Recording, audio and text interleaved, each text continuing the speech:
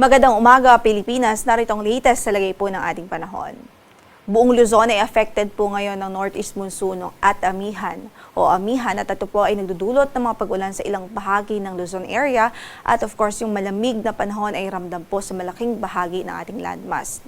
Partikular po dito sa northern central Luzon at ilang bahagi po ng southern Luzon. Samantala sa Visayas at Mindanao, easterlies naman ang nakakaapektong weather system. Nagdudulot pa rin ito ng mga localized thunderstorms o yung mga localized na mga pagkidlat, pagkulog anytime of the day.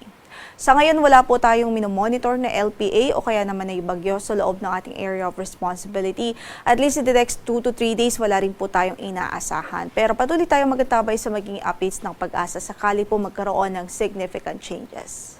Samantala para sa pagtaya ng ating panahon, nasahan pa rin natin ng maulap na papawrin at mga pag-ulan dito sa Batanes at Babuyan Islands. Yan ay dulot po ng northeast monsoon. Yung mahihinang mga pag-ulan na dulot ng amihan ay inaasahan din natin sa Apayao at maging dito sa mainland Cagayan at sa Isabela Province. Yan ay dulot ng northeast monsoon.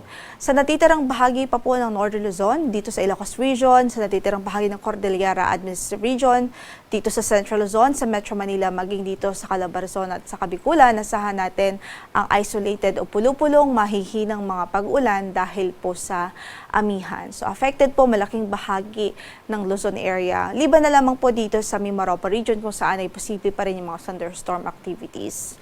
So sa pagtaya po ng ating panahon, nasahan natin ang sa Metro Manila pwede po umabot hanggang sa 32 degrees Celsius ang ating maximum temperature for today. Sa Baguio ay 16 to 23, sa Luwag ay 23 to 30 degrees Celsius. Sa Tugigaraw naman ay 22 to 28 degrees Celsius, sa Legazpi 24 to 30 degrees Celsius at malamig din ho sa Tagaytay 22 to 29 degrees Celsius. Samantala, dito naman po sa Kabisayaan at Mindanao, mataas ho ang tsansa ng mga thunderstorm activities dahil po umiiral dyan ng easterlies o yung hangin na nanggagaling sa dagat Pasipiko o yung hangin na nanggagaling sa silangang bahagi ng ating bansa. So, ibig sabihin, bahagi maulap hanggang sa maulap ang ating papawirin doon at may posibilidad lamang ng mga isolated thunderstorms, especially po pagdating ng hapon at gabi. Gayon din dito sa Mimaropa Region kung saan inaasahan natin, posible din ang mga pagkidlat, pagkulog. Sa Tacloban, 25 to 31 degrees Celsius ang inaasahang magiging agwat ng temperatura. Sa Iloilo ay 24 to 31 degrees Celsius, 25 to 31 degrees Celsius sa Puerto Princesa City.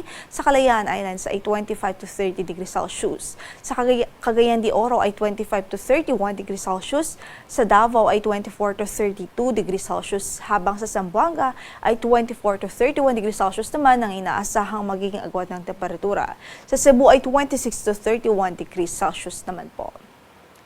Samantala, nakataas ang ating gale warning ngayon sa malaking bahagi ng Northern Luzon. So, ating gale warning ay in effect dito sa Batanes, northern coast ng Cagayan, at kasama na dyan o partikular po dito sa municipalities ng Santa Mercedes, Claveria, Pamplona, Sanchez Mira, Abulog, Balesteros, Apari, Bugay, sa Santa Teresita at Gonzaga at maging sa Santa Ana. Kasama na dyan ang Babuyan Islands at maging ang Ilocos Norte at Ilocos Sur. So sa mga nabanggit nating lugar, hindi pa rin ho ina-advise na pumalaot ang maliliit na sasakyang pandagat dahil maging maalon hanggang sa napakaalon pa rin ang kondisyon ng ating karagatan doon. Sa natitirang bahagi naman ng ating bansa o sa natitirang bahagi ng ating mga baybaying dagat ay banayad hanggang sa katamtaman naman ang magiging pag-alon. Ang sunrise natin for today is 6:18 in the morning at lulubog ang araw bukas o mamaya sa ganap na alas 5:34 ng gabi.